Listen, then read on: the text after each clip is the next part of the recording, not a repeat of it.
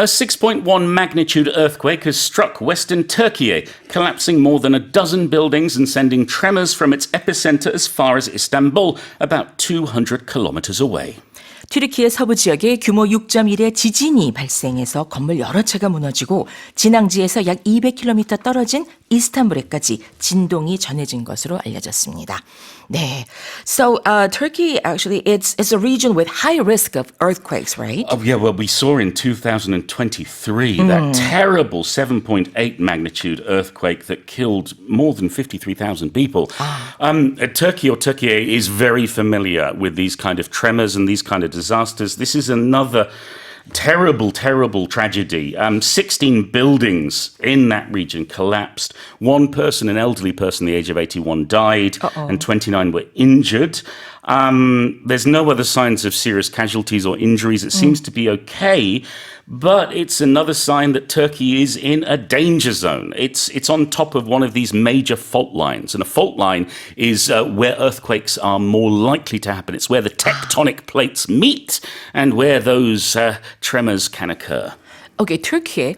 Then can I say like Turkey is one of those earthquake-prone countries? Absolutely, an earthquake-prone country or an earthquake zone.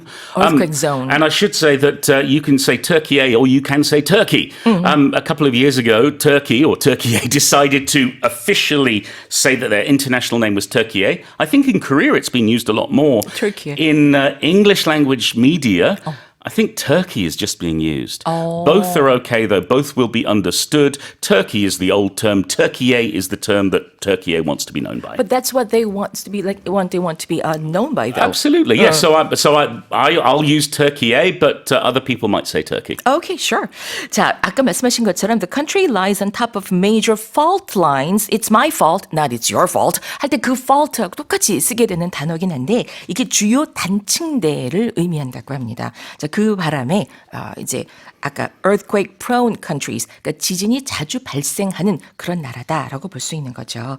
자, 모쪼록 더 큰 그런 재앙이 정말 그런 소식이 안 들려왔으면 좋겠습니다. So more than a dozen buildings have been crushed or they fell down or collapsed, right? Yeah, and a dozen is 12 of something. So more than a dozen means over 12, in this case over 12 buildings.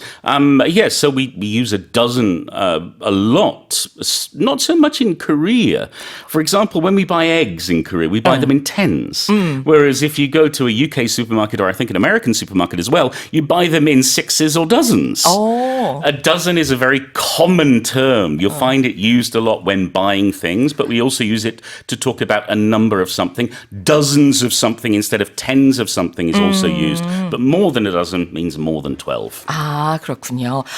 Before we move on, 그 아까 튀르키예 수도가 앙카라인데 수도 이스탄불이라고 말씀드린 부분 잘못한 겁니다. So I stand corrected. 다시 한번 양해를 다시 한번 아니라 처음으로 양해를 부탁드린다는 말씀 드립니다.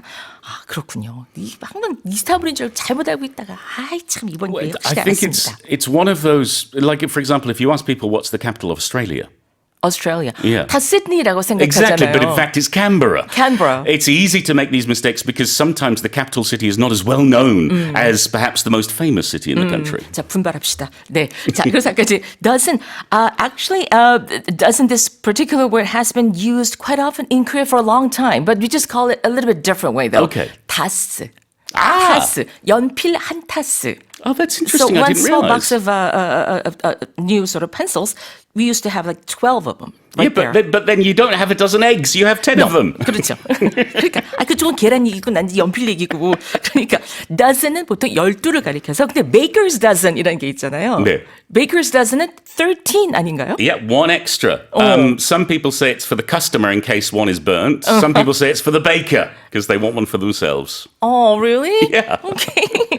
자, baker's dozen 아마 많이 들어보셨을 거예요. 빵 굽는 분들이 말하는 dozen이라고 하는 건 12이 아니라 13이라고. 보통 인심 좋게 하나를 더 드린다. 12개가 아니고 하나 더 드린다. just toss it in. 뭐 이런 뜻으로 생각했는데 뭐 여러 가지 또 의미가 있을 수 있겠네요. 해석이. 어쨌든 dozen이 원래 가리키는 것은 12이 되겠습니다. 자, 여기서는 사실은요. more than a dozen buildings and collapsing more than a dozen buildings 이렇게 많은 건물들을 무너뜨렸다라는 사실은 굉장히 안타까운 소식이고요.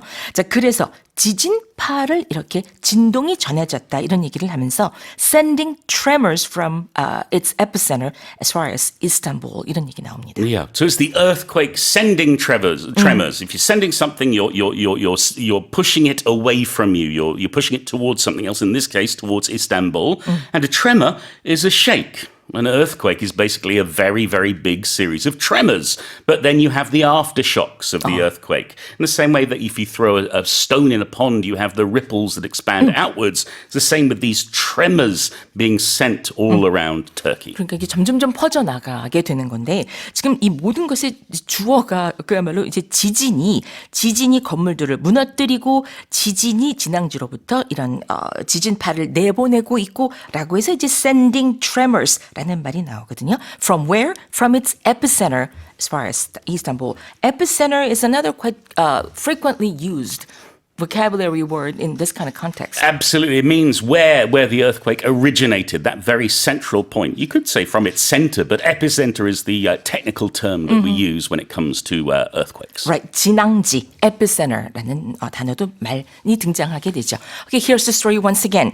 A 6.1 magnitude earthquake has struck western Türkiye, collapsing more than a dozen buildings and sending tremors from its epicenter as far as Istanbul, about 200 kilometers away.